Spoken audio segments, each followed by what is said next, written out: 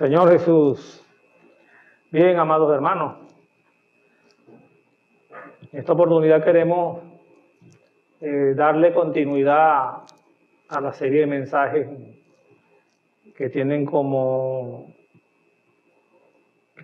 fondo el primero y segundo de Tesalonicenses, basadas en estas dos cartas, todo lo que el apóstol Pablo quiso transmitir a esta iglesia joven.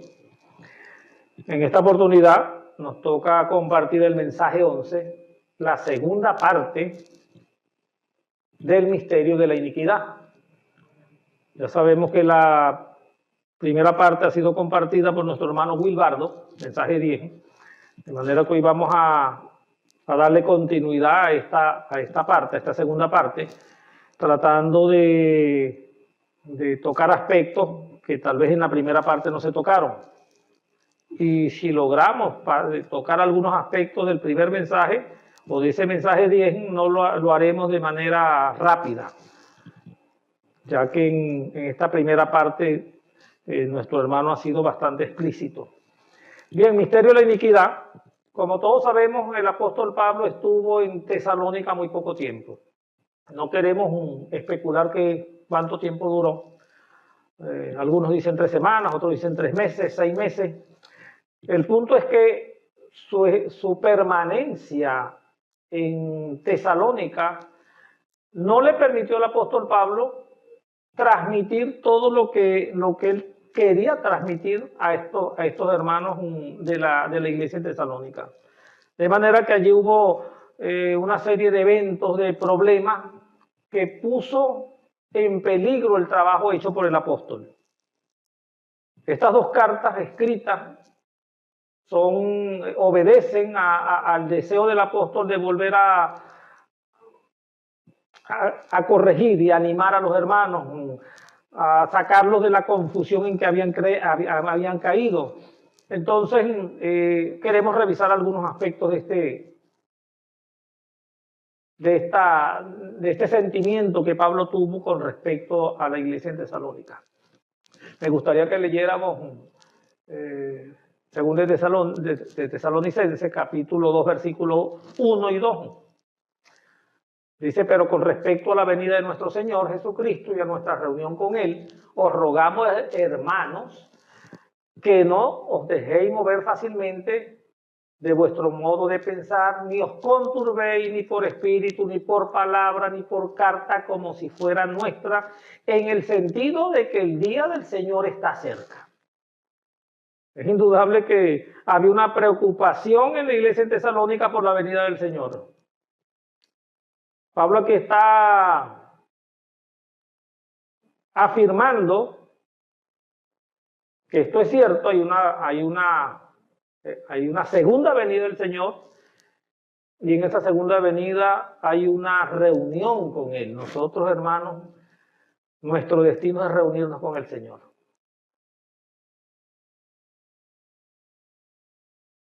Pero reunirnos ¿de qué manera? El asunto no es tanto que nos vamos a reunir con Él, el asunto es nuestra condición cuando nos reunamos con Él.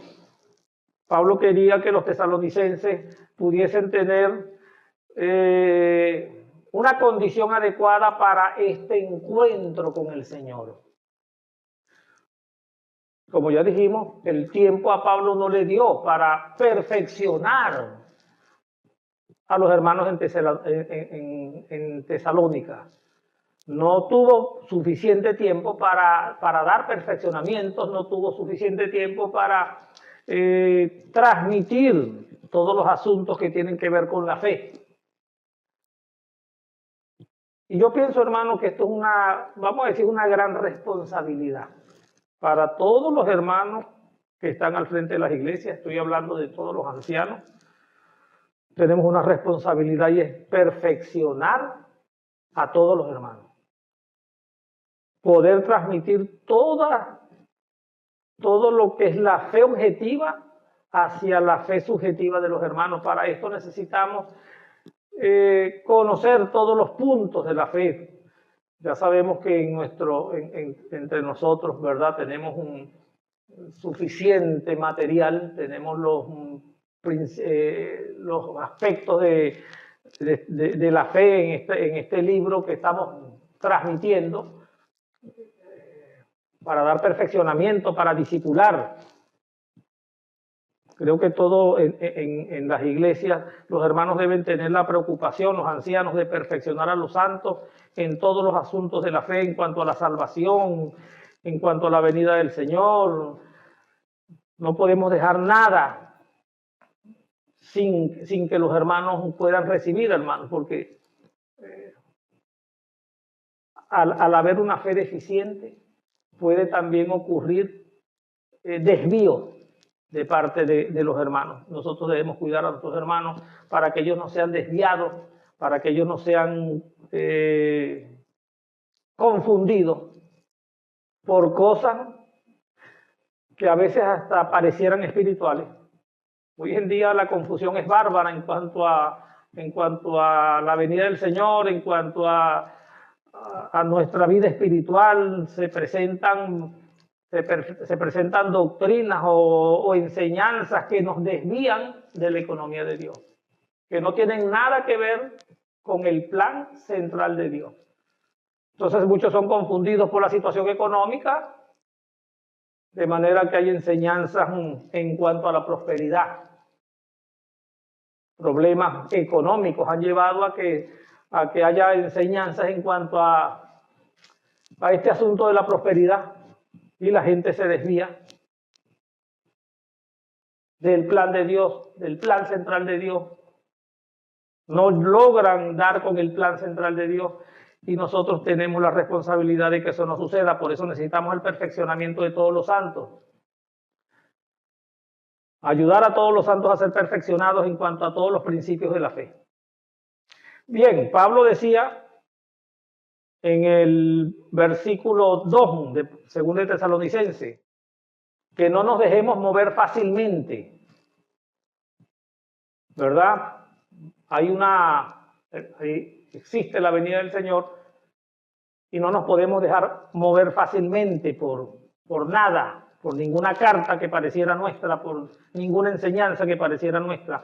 Necesitamos estar claros en todos los aspectos que tienen que ver con la venida del Señor. Y son varios aspectos, hermanos. La venida del Señor tiene que tener una antesala, o tiene que tener un trasfondo. Hay cosas que van a suceder antes de que el Señor venga.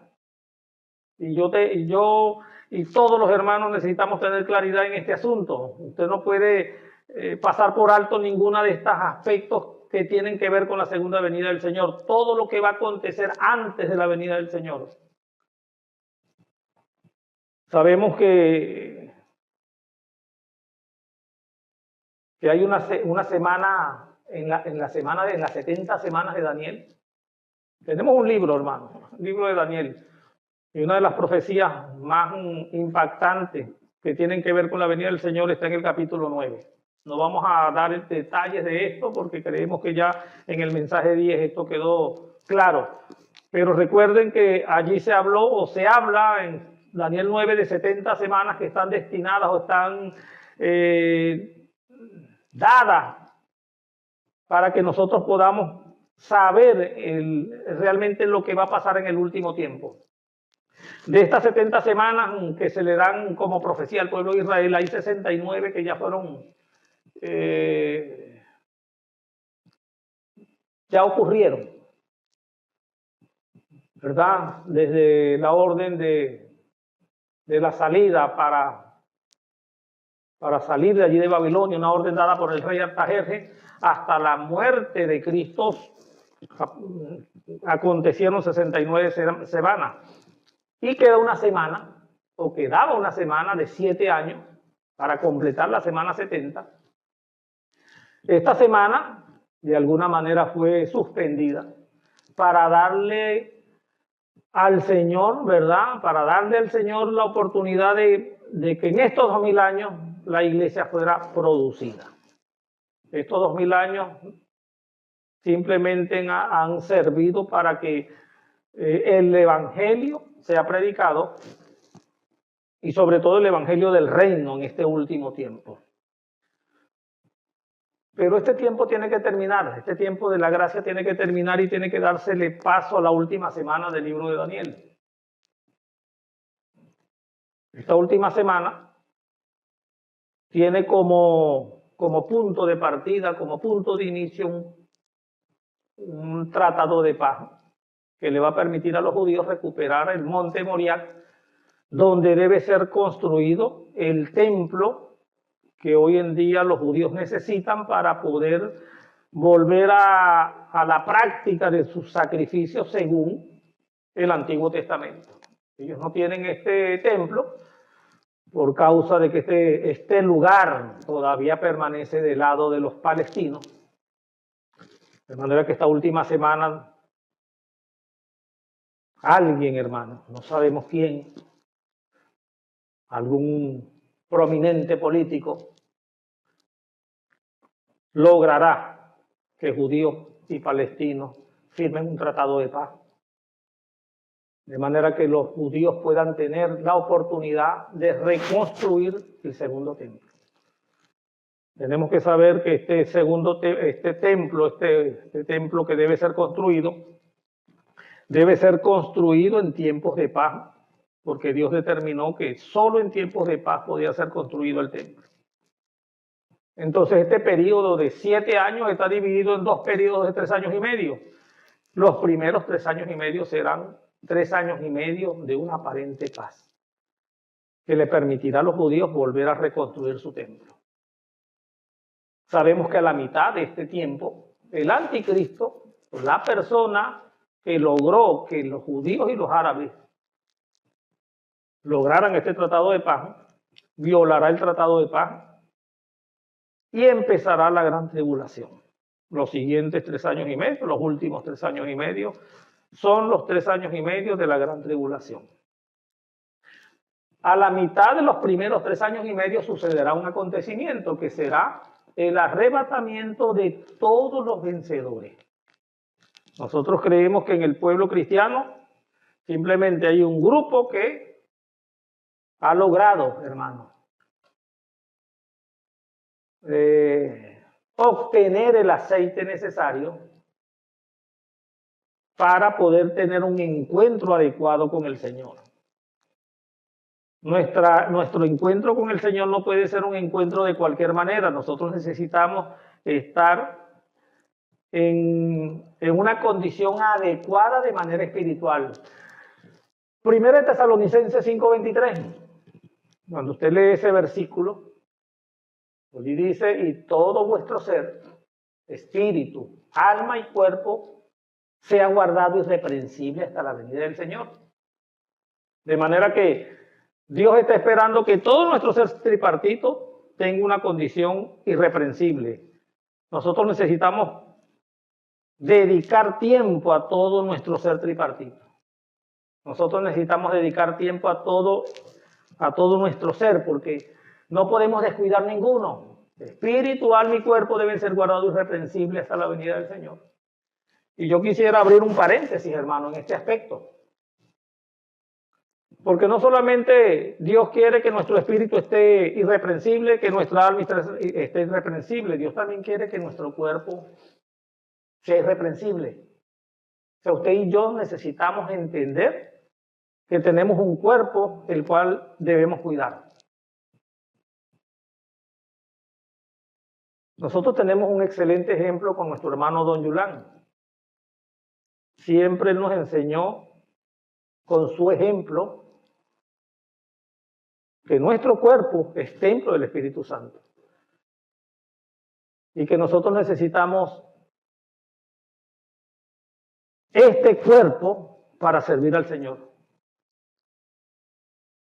Que desde el momento en que recibimos la salvación, Dios quiere usarnos.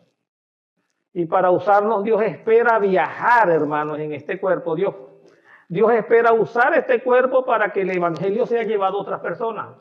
Dios espera usar su cuerpo para llevar el evangelio a otro lugar, a otras personas. Por lo tanto, usted y yo necesitamos cuidar de nuestro cuerpo. Es contradictorio que alguien que ha sido ganado por el Señor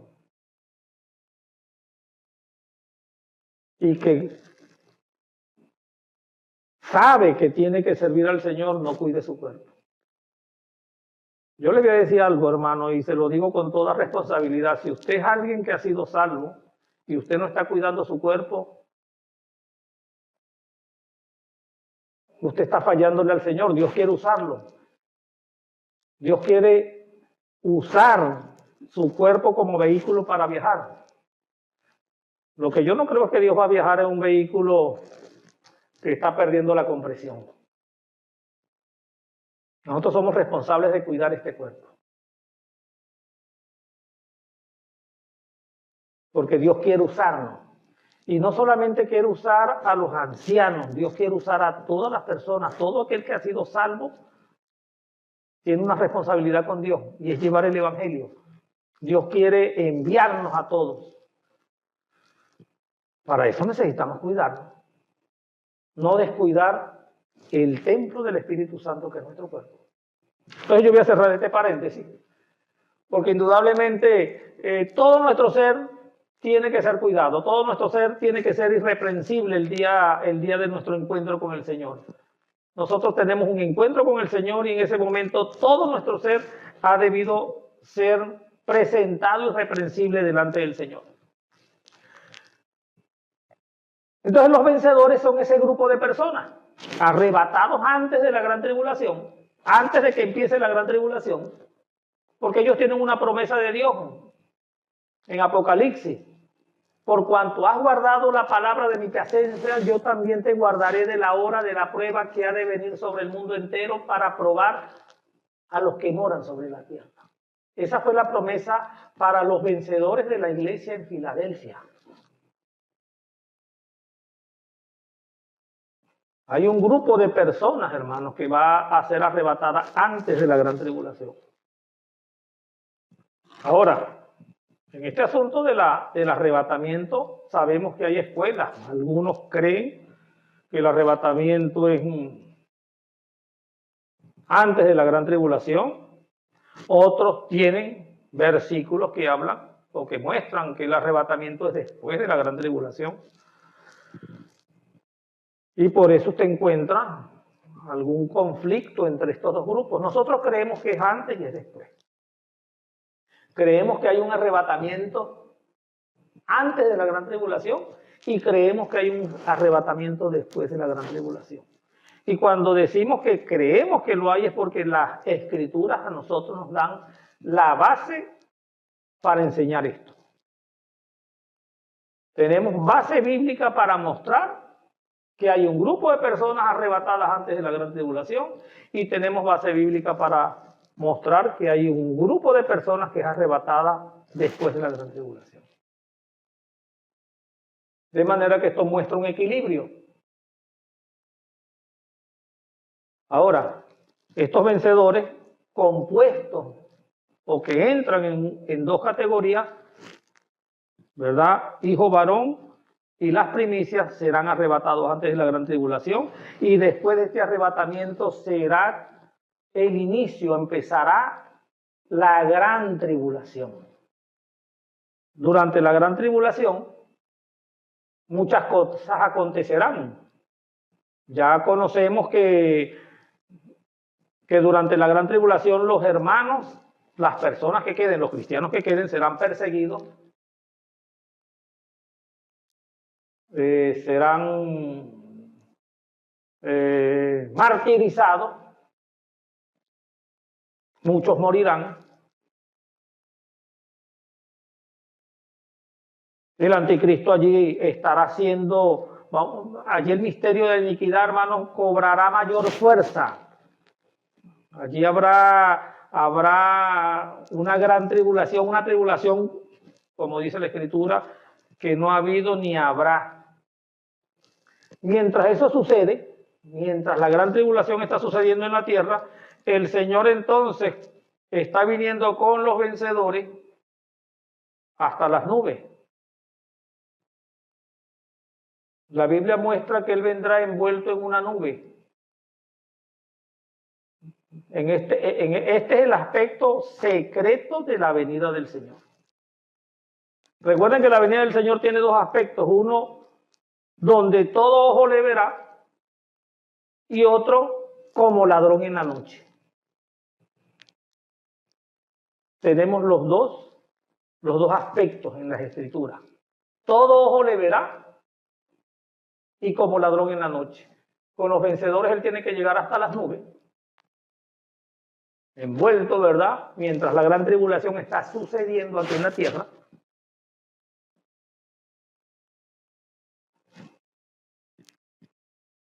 Y al final de estos últimos 3 años, de la última semana, al final de esta gran tribulación, se tocará la trompeta.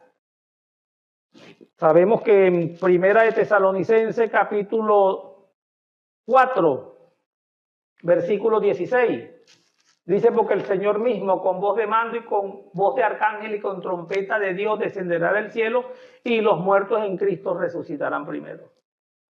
Entonces hay una trompeta que se tocará al final, que será lo que marcará el arrebatamiento de todas las personas que hayan quedado durante la gran tribulación. No todas las personas, todos los creyentes que hayan quedado durante la gran tribulación. Y tenemos un versículo en Corintios que habla también de una trompeta. Allí también hay una trompeta que se toca al final y muestra que las personas, los creyentes, serán tomados a la final trompeta. Hermanos, la gran tribulación tiene como contenido 7 sellos. Y el último sello tiene como contenido 7 trompetas. Estas 7 trompetas son el contenido del 7º sello y es al final de la última trompeta que los creyentes serán arrebatados, los creyentes que hayan quedado durante la gran tribulación. Una vez que los creyentes hayan sido arrebatados, todos los creyentes, entonces empezará el juicio de la casa de Dios en los aires. Segunda de Corintios 5:10 muestra este juicio, porque es necesario que todos nosotros comparezcamos ante el tribunal de Cristo para que cada uno reciba según lo que haya hecho mientras estaba en el cuerpo, sea bueno o sea malo. Entonces todos vamos a ser juzgados en el tribunal de Cristo al final de esta última trompeta. No solamente los que hayan quedado, aún los vencedores por justicia tendrán que ser juzgados, porque Pablo dijo en 2 de Corintios, es necesario que todos nosotros, eso lo incluía él, Dios juzgará a todos allí, y esto le dará a Dios la base para saber qué creyente merece entrar en el gozo del Señor y qué creyente no merece entrar en el gozo del Señor. Recuerden que tenemos una parábola, la de las 10 vírgenes, en Mateo 25.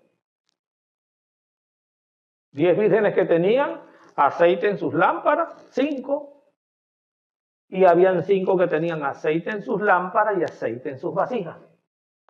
Este aceite representa el Espíritu Santo. Proverbio 20, 20 o 20:21, hermano, perdónenme, dice: lámpara a Jehová es el espíritu del hombre. 20:21, lámpara a Jehová es el espíritu del hombre. El espíritu dentro, el espíritu de Dios dentro de nuestro espíritu es una lámpara. Pero no solamente necesitamos el aceite en nuestro espíritu, necesitamos el aceite dentro de nuestra vasija. Y en estas 10 vírgenes se muestra la diligencia de un grupo de creyentes que no solamente se conformó con la salvación inicial, la salvación en su espíritu, sino que se dedicaron, hermanos, a darle oportunidad al Señor para que su alma fuera transformada. Que el espíritu que ya estaba en su espíritu pudiera ganar cada día su alma. Esto es el resultado de negar la vida del alma, Esto es el resultado de que cada día amemos más al Señor. Quisiera recordar siempre la preocupación de nuestro hermano Don Yulán. Él nunca se preocupó tanto por la escatología, hermano. Su preocupación siempre, mientras estuvo vivo y Dios le dio este ministerio, su preocupación fue por el crecimiento de todos nosotros. Él se preocupaba por cuánto nosotros en cada conferencia, en cada año que pasaba, cuánto de nuestra vida del alma habíamos negado, cuánto del Señor había crecido. Por eso él no se preocupó tanto por enseñarnos escatología. Su preocupación era que todos nosotros creciéramos en vida. Necesitamos la escatología, indudablemente, pero más, hermanos, necesitamos crecer en vida. Entonces tenemos estas 5 vírgenes, y 5 de estas 10 vírgenes, y 5 de ellas se preocuparon simplemente porque la vida de Dios creciera. De manera que cuando el Señor vino, 5 pudieron entrar al gozo del Señor. Aquellas 5 que tenían aceite en su lámpara y aceite en su vasija pudieron entrar. Las otras 5, hermano, aunque lograron comprar aceite, porque las prudentes le dijeron, nosotros no podemos darle aceite a ustedes porque nos va a faltar a nosotros también. Vayan y compren. El problema no fue que ellas no pudieron comprar aceite, pudieron comprar aceite. El problema fue el tiempo en que lo compraron. No fue el tiempo oportuno. Usted y yo no podemos dejar para último tiempo la compra de aceite. Usted y yo no podemos dejar para último tiempo el crecimiento, el negar nuestra vida del alma. Hoy es el momento de negar nuestra vida del alma, hoy es el momento de buscar crecimiento en vida, hoy es el momento de buscar más del Señor. Su venida está cerca y todavía tenemos la oportunidad de madurar. No podemos dejar esto para última hora. Para última hora seguramente usted tendrá la oportunidad de comprar aceite. Lo que no estamos seguros es si podrá tener la oportunidad de entrar a las bodas del Cordero. Bien, una vez que este juicio se lleve a cabo, como dice 2 Corintios 5:10, se establecerá un juicio y allí se determinará quién entra a la boda, quién hace parte de este reino que el Señor viene a establecer en la tierra. Una vez que esto se decida, quiénes son los vencedores y quiénes son los derrotados, entonces el Señor vendrá con el grupo de vencedores, vendrá a la tierra. Allí será su venida visible, todo ojo le verá. Él vendrá a establecer, primero a destruir a Satanás, al anticristo con todos sus ejércitos. Su venida a la tierra con los vencedores tiene un objetivo, una guerra. Allí en Armagedón, en el valle de Megiddo, el anticristo tendrá rodeado a Jerusalén, al pueblo de Israel, y el Señor vendrá a rescatar y a luchar.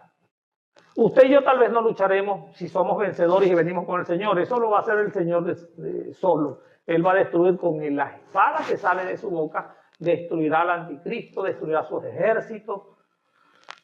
La espada que sale de su boca es la palabra, hermano. Él necesita y necesitará y usará la palabra para darle fin a todo este asunto de la iniquidad y todo este trabajo que el anticristo habrá hecho en la tierra, a destruir todos sus ejércitos, a lanzar vivo al falso profeta y al anticristo al lago de fuego. Una vez que esto suceda, el Señor establecerá su trono en Jerusalén y allí entonces empezará el juicio para las naciones. Se cumplirá lo que dice Mateo 25 en cuanto a tuve hambre y me diste de comer, tuve sed y me diste de beber. Recuerden que durante la gran tribulación aquellos cristianos que hayan quedado no podrán comprar ni vender por no tener el sello que les permita hacer esto. Y muchas personas ayudarán. Algunas personas, muchas personas verán a los cristianos pasar por estas necesidades y los ayudarán. Sabemos que estas personas no son salvas, porque cuando el Señor dice, tuve hambre y me diste de comer, tuve sed y me diste de beber, fui forastero y me recogiste, ellos preguntarán, ¿cuándo? ¿Cuándo te vimos? ¿Cuándo tuviste hambre y te dimos de comer? ¿Cuándo te vimos forastero, te recogimos, desnudo y te cubrimos? Y él dirá, cuando lo hicieron a uno de estos mis hermanos más pequeños, a mí me lo hiciste. De manera que el Señor hace una diferencia. Ustedes ayudaron a mis hermanos más pequeños. Estos hermanos más pequeños son aquellos que se quedaron en la gran tribulación por no haber madurado. Por eso nuestra responsabilidad, hermanos, y nuestra necesidad es madurar en este tiempo, para no tener que pasar por este proceso de la gran tribulación. Entonces allí se establecerá o allí se hará una diferencia en Mateo 25, entre las ovejas y los cabritos. Las ovejas, o estas otras ovejas, serán aquellos que ayudaron a los creyentes durante la gran tribulación, y los cabritos son aquellos que no ayudaron a los creyentes durante la gran tribulación. Entonces esto hermano, en pocas palabras, vamos a decir que es la secuencia de los eventos que sucederán al final de este tiempo. Al final de este tiempo necesitamos, o se necesita, que todo esto acontezca. Ahora, hoy en día ya estamos viviendo el misterio de la iniquidad. Pablo habló de este misterio y él dijo que sucedería antes de la venida del Señor. Lo dijo en 2 Tesalonicenses, ¿verdad? Capítulo 2, versículo 3. Me gustaría que lo leyéramos. Nadie os engañe en ninguna manera, porque no vendrá sin que antes venga la apostasía y se manifieste el hombre de pecado, el hijo de perdición, el cual se opone y se levanta contra todo lo que se llama Dios o objeto de culto, tanto que se siente en el templo de Dios como Dios, haciéndose pasar por Dios. Durante la gran tribulación el anticristo colocará, al final de los últimos 3 años y medio, colocará una imagen de él dentro del templo judío construido ya y obligará a todas las personas a adorarlo. Eso es lo que va a pasar. Ahora, Pablo hablaba de que había algo que estaba deteniendo este misterio de la iniquidad. Y ahora vosotros sabéis lo que lo detiene, a fin de que a su debido tiempo se manifieste. Si una iglesia tan nueva, hermano, como la iglesia en Tesalónica, sabía que era lo que detenía la manifestación del hombre de pecado, nosotros en este tiempo deberíamos también saberlo. Claro, la Biblia y Pablo no aclaró qué era lo que impedía que el hombre de pecado se manifestara. Él simplemente le dijo a los tesalonicenses, ustedes saben qué es lo que lo detiene. Algunos dicen que puede ser la Biblia. Pero recuerden, la Biblia ahorita es accesible para todo el mundo. Y hoy más en este tiempo, porque tenemos hasta Biblias digitales. La Biblia durante la gran tribulación seguirá existiendo, aunque sea en forma digital, hermano. De manera que no creemos que sea la Biblia. Tampoco creemos que sea la iglesia. Algunos dicen que puede ser la iglesia lo que detiene, ¿verdad?, este asunto. Pero en la gran tribulación los hermanos se quedarán y ellos son parte de la iglesia. De manera que no es la iglesia tampoco. Pero sí creemos que es la palabra vivida por nosotros. Cuando la palabra causa un efecto en usted y en mí, esa palabra logra detener la corrupción que puede haber en usted y en mí, y que puede haber en la sociedad. De hecho, la sociedad no es más corrupta hoy en día, porque de alguna manera la palabra detiene o ha detenido o está deteniendo la corrupción, que no avance más de lo que pueda avanzar. Pero cada día que pasa, hermano, la gente creerá menos en la Biblia, creerá menos en la palabra de Dios. Lo que va a darle impulso o lo que va a darle espacio al misterio de la iniquidad es la falta de credibilidad que la Biblia va a perder en este tiempo, que ya la empezó a perder porque cada día vemos más personas que creen menos en la palabra de Dios, y algunos, si la leen y la interpretan, le dan interpretaciones erradas, extrañas. Sabemos que Estados Unidos hoy en día ha sacado la Biblia de todos los lugares en que antes estaba, colegios, escuelas, ya no se ora. Esto indudablemente es lo que está dando, lo que está haciendo que el misterio de la iniquidad cada día tome más fuerza en este tiempo.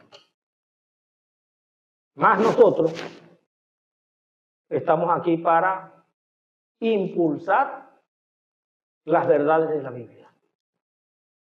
Mientras estemos acá y mientras no haya sucedido el arrebatamiento, hermanos, tenemos una responsabilidad, llevar la palabra de Dios a todo lugar.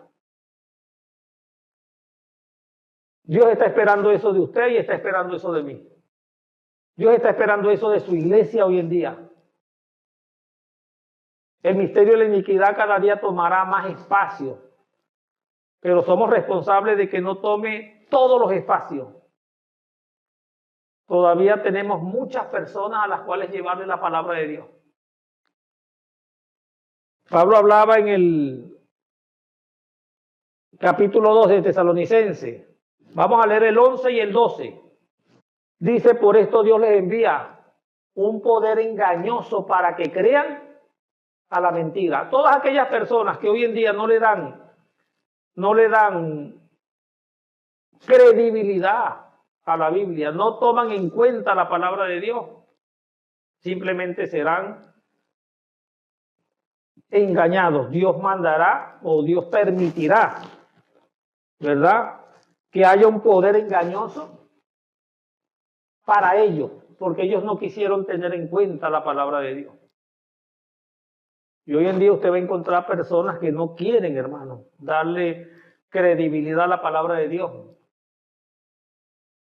Bien, para estas personas habrá un poder engañoso a fin de que sean condenados, dice el versículo 12.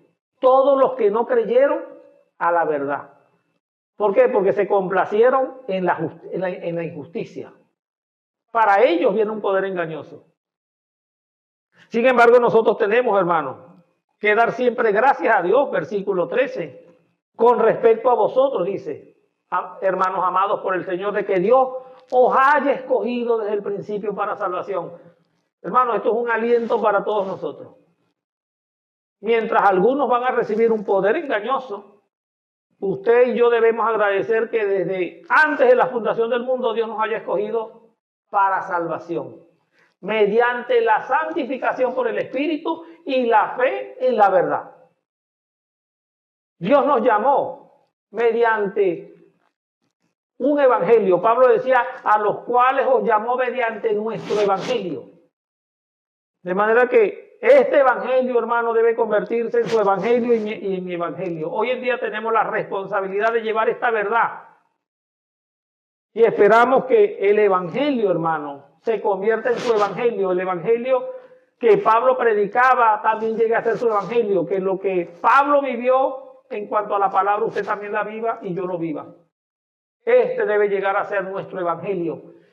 Y una verdad propagada, hermano, puede darle firmeza a las personas. Pablo decía, así que, hermanos, está firme y retener la enseñanza, allí dice la doctrina, que habéis aprendido, sea por palabra o por carta nuestra. Una vez que llevemos esta verdad debe dar firmeza. Y cuando hablo de verdad, recuerden, es necesario tener claridad en cuanto al plan de Dios. Nosotros estamos envueltos en algo llamado la economía de Dios. Dios nos ha permitido conocer su plan. En Efesios este plan es llamado la economía de Dios, el plan de Dios para el hombre. Dios desea que el hombre llegue a ser su expresión en esta tierra. Dios desea que este hombre llegue a ser semejante a su Hijo, con la semejanza de su Hijo. Dios está lleno de riquezas y quiere dispensar todas esas riquezas para dentro del hombre que Él creó y que redimió. De esta manera Dios podrá tener una expresión en esta tierra.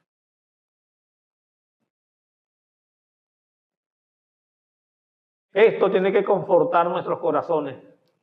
Según el Tesalonicenses 2:17 dice, conforte vuestros corazones y os confirmen en toda buena palabra y obra. Saben que al final del ministerio del Señor, en Juan 17, Él oró por la unidad nuestra, hermano. ¿Saben? En todo esto que hemos compartido desde cuando tenemos una visión panorámica de todas estas cosas, al final, hermano, Dios nos está llamando a nosotros, a sus hijos, nos está llamando porque Él quiere llevarnos a su gloria. La meta del Señor es introducirnos en su gloria. O sea, Dios quiere que usted y yo podamos ser glorificados como Él fue glorificado.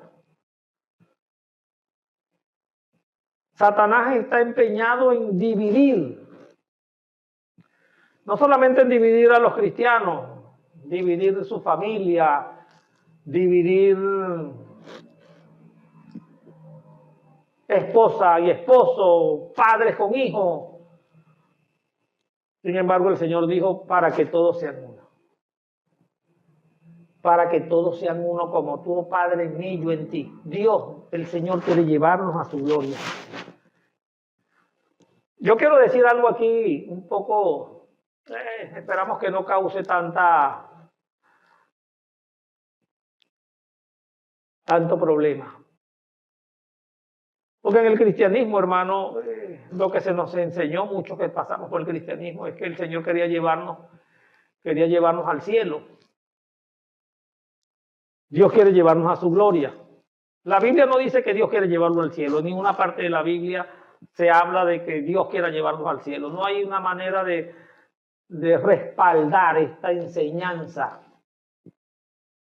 De hecho, esta enseñanza de ir al cielo fue heredada del catolicismo. Los primeros que enseñaron de que la persona cuando muriera iba para el cielo es la Iglesia Católica, hermano.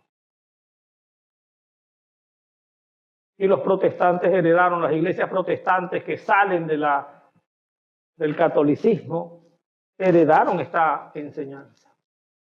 Más el Señor nunca dijo que nos iba a llevar para el cielo.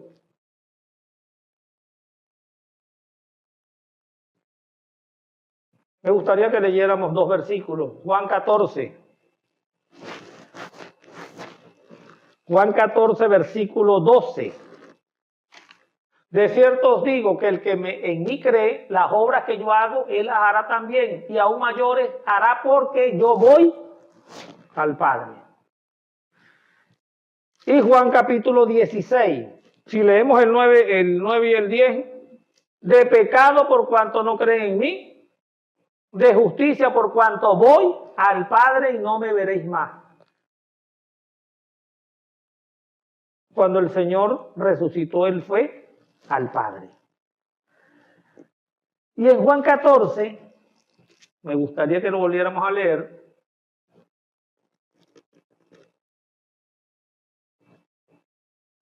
Versículo 2 y versículo 3. En la casa de mi Padre muchas moradas hay. Si así no fuera, yo os lo hubiera dicho. Voy pues a preparar lugar para vosotros. Y si no fuere y preparar el lugar, vendré otra vez y os tomaré a mí mismo para que donde yo estoy, vosotros también estéis. Ahora, yo quiero estar y yo debo estar y el Señor quiere que yo esté donde Él va a estar. Pero ¿dónde dijo él que iba a estar? En el Padre. Él dijo, yo voy al Padre. Él no dijo, yo voy al cielo, dijo, voy al Padre. Hermano, el cielo puede ser un lugar muy precioso. Pero yo no quiero estar en un lugar donde no está el Padre. Yo quiero estar en el Padre y quiero estar en el mismo lugar donde está Cristo. Cristo está en el Padre y Él prometió llevarnos al Padre. Entonces podemos decir, hermano, que esta es nuestra escatología, esta es nuestra enseñanza. Somos responsables de esto que estamos hablando. Tenemos base bíblica para esto. Después de todo esto, hermano, el deseo grande de Dios es introducirnos en la gloria y llevarnos al Padre. Él quiere que todos seamos glorificados. Él quiere que tengamos la gloria que Él tenía. Este es el deseo grande del Señor. Dios ha prometido eso para usted y para mí. Tenemos la oportunidad, hermanos, de esta bendición.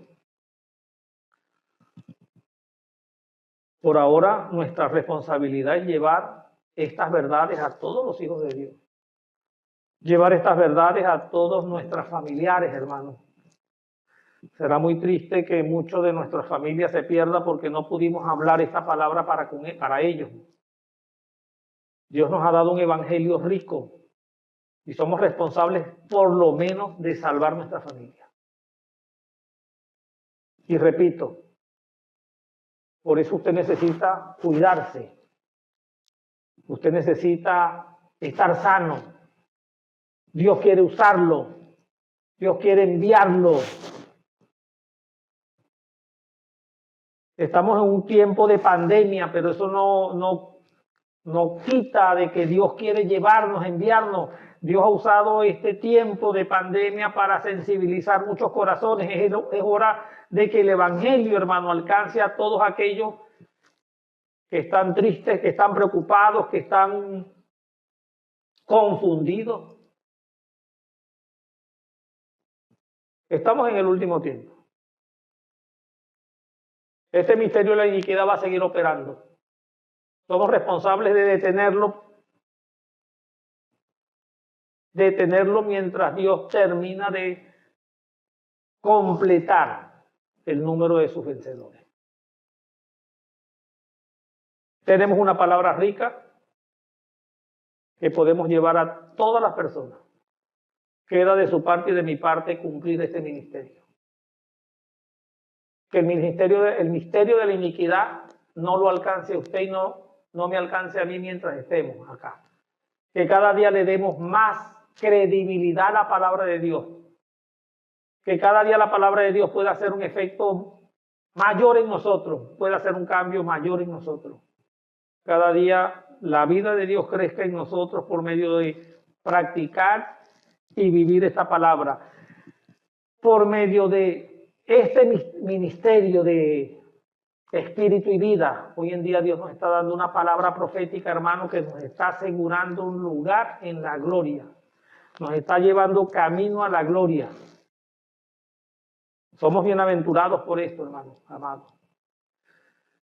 Jesucristo es el Señor. Esperamos que esta palabra realmente pueda ser rumiada, pueda ser llevada a todas las iglesias. Que podamos amar la palabra de Dios cada día más. Y que este misterio de la iniquidad salga de nuestro entorno. Sabemos que en el mundo seguirá operando, pero que no se vea en nuestro entorno, que no se vea en las iglesias, que no se vea en nuestro medio, hermano. Que la palabra de Dios cada día tenga más credibilidad en nuestro medio. Somos responsables de eso. Jesucristo es el Señor.